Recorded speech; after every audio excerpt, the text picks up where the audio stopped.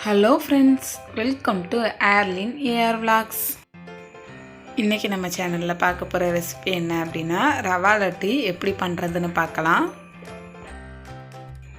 இப்போ இதை பண்ணுறதுக்கு என்னென்ன பொருள் தேவைன்னு பார்த்துடலாம். 1 கப் ரவை, 3/4 கப் சுகர், 1/4 கப் நெய், 3 டேபிள் ஸ்பூன் முந்திரி பருப்பு, 3 டேபிள் ஸ்பூன் உலர்ந்த திராட்சை.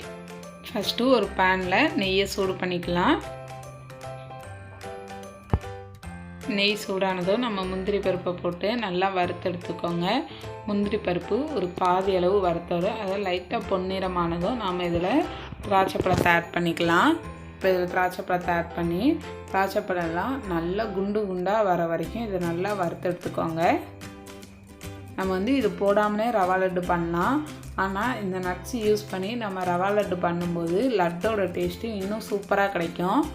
இந்தளவுக்கு வறுத்ததும் இதை ஒரு பவுலுக்கு மாற்றிடலாம்.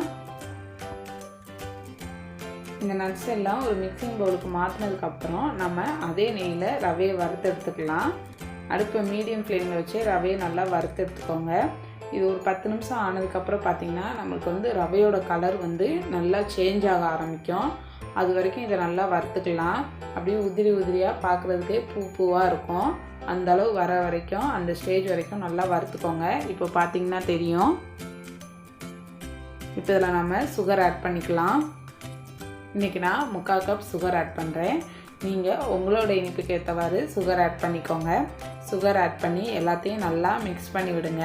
நம்மளுக்கு சுகர் முழுசாக கரையிற வரைக்கும் நாம் அடுப்பை ஆனில் வச்சுருக்கணும்னு அவசியம் இல்லை. ஒரு 3/4 சுகர் கரைஞ்சதுக்கப்புறம் நம்ம ஸ்டவ்வை ஆஃப் பண்ணிடலாம். 1-2 சுகர் நம்மளுக்கு கடிபடும்போது லட்டு சாப்பிடும்போது அதோட டேஸ்ட் இன்னும் நல்லாயிருக்கும். இப்போ ஓரளவு சுகர் எல்லாம் நல்லா கரைஞ்சிருச்சு. 1-2 சுகர் மட்டும் இருக்குது. ஸ்டவ் ஆஃப் பண்ணிட்டு இதை மிக்சிங் பவுலுக்கு மாற்றிடலாம்.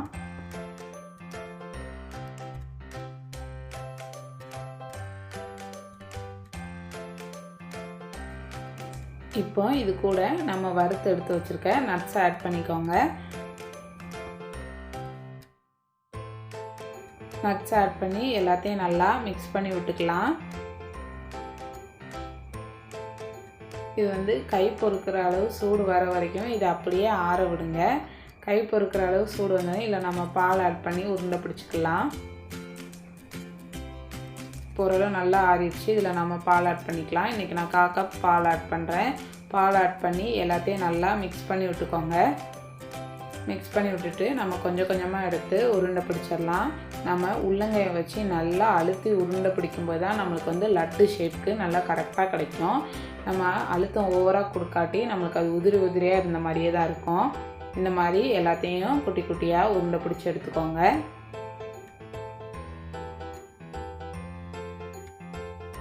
அவ்வளோதாங்க, நம்மளோட ரவா லட்டு ரெடி ஆயிடுச்சு. இந்த வீடியோ உங்களுக்கு பிடிச்சிருந்தா மறக்காமல் ARLEEN AR VLOGS சப்ஸ்கிரைப் பண்ணுங்கள். அப்படியே பக்கத்தில் இருக்க பெல் சிம்பலை கிளிக் பண்ணுங்கள்.